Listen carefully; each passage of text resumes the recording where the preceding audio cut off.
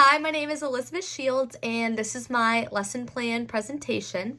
So I did my lesson plan on estimation, and before I would jump into the lesson plan, I would get my class to show me a raise of hands of who knows what estimation is, or if they have a guess as to what it is. So I would call on a few people and let them share like what they think it is, if they do know what it is, before I actually get into my presentation, just to open it up. So for my presentation, what is estimation? Estimation is a rough calculation of the value, number, quantity, or extent of something. So that's the definition, and then I would kind of explain it into my own terms in a way that they could better understand. So like estimation is a guess of how much time something might take or how many of something there are that we think that they are. And then I would give them real life examples. So I have like a bullet list of different ways that we have to estimate in our real life. So for example, how much we think the groceries might cost, or how much time a task will take. So if we're doing our homework, we might guess that it would take us 20 minutes to complete the assignment. If we're doing the dishes, that might take us 10 minutes. Another example is when we're cooking, we don't always follow a recipe. We have to like estimate how much sugar we might put in our dish, or how much salt we might put. So it's like a rough estimate of that.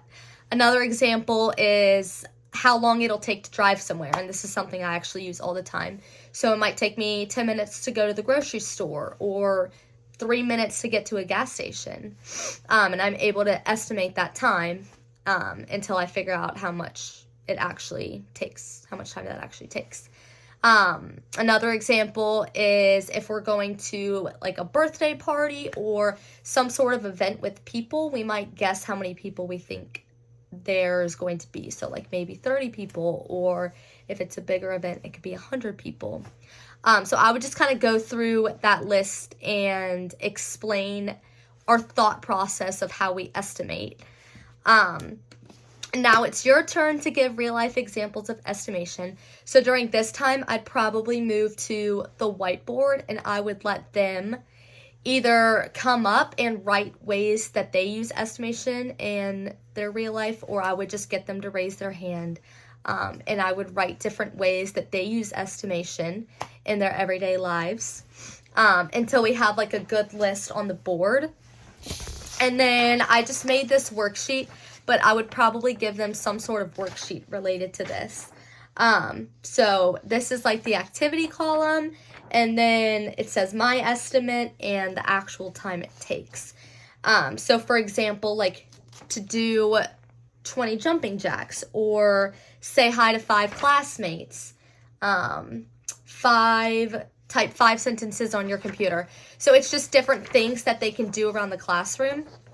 And before they actually do this activity, I would get them to estimate how much time they think it'll take them, whether that's 30 seconds, whether that's 2 minutes, 5 minutes.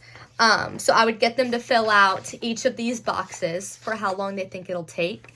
And then I would give each student a stopwatch, and let them do all of these activities on their own and time themselves, and then write the actual time in this column. And if there's extra time where people are finishing up, I would get them to like find a classmate and compare answers. And in the end, we would come back together and we would talk about if their estimate was close to their actual time or if it was way off. And I would tell them that it's okay if it's way off, because that's just part of estimating. Like, we're sometimes completely wrong. And so then I would have them turn in this worksheet just for like a participation grade. But that is everything I would do for my lesson plan.